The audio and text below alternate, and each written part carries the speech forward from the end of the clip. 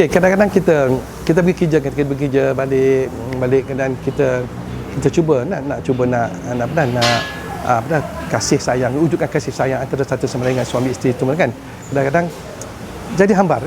Sebab kepenatan bekerja lah, biasalah suami isteri bekerja zaman sekarang ni, suami isteri bekerja balik penat, tengok anak pun masam muka, masa makan pun kita masam muka, maka tuan semua kaedah ustaz nak kongsikan kaedah itu, tuan-tuan gunakan kaedah maram. Anda mandi garam ni, kalau boleh isteri ambil satu beladi, suami ambil satu beladi, anda bubuh dalam beladi itu, anda kacau sampai hancur, mandi bersih badan. Lepas mandi bersih badan, maka tuan-tuan ambil sembahyang. Kalau boleh sembahyang, kalau tak boleh sembahyang tak usah.